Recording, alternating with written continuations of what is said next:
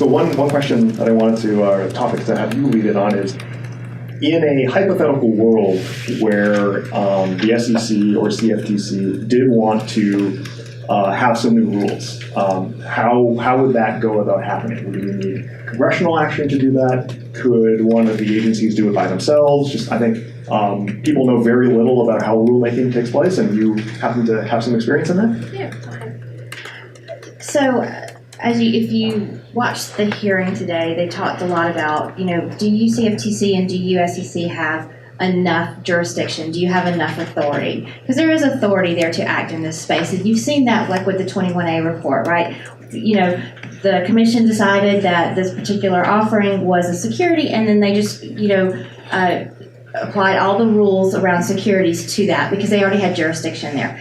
They, under the 33 and 34 Act, there's a little bit of room for them to make rules and regulations. There's some exemptive authority, so they can certainly act in this space if they want to. I don't foresee them doing that.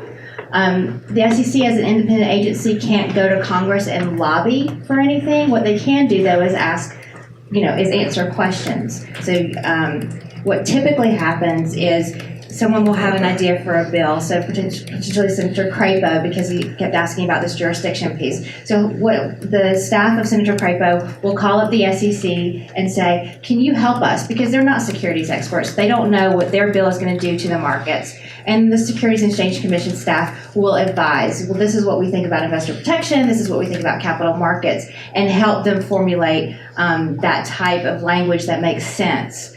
So there's a lot of input that the commission gives, to the Hill, but the Hill, eventually will pass legislation that they think is appropriate, despite whatever the commission thinks.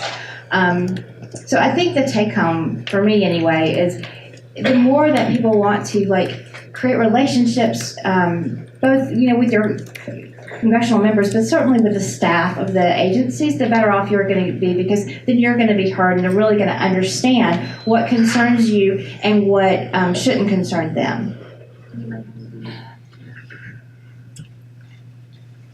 All right. What is the engagement with private sector folks that are outside of the DC regime when it comes to rulemaking? Consultants, lobbyists? I've never seen any. So I worked in a rulemaking division for a couple of years, and I've never seen any meeting requests be turned down, even by the heads of the rulemaking. They want to hear. It's just people, I think, feel like they won't be heard. Also, when there is a notice out there for a rulemaking, you get an opportunity to comment, and I think you really should consider commenting, because every single comment that is made has to be addressed in writing by the SEC. In some way, so you at least know that you've been heard.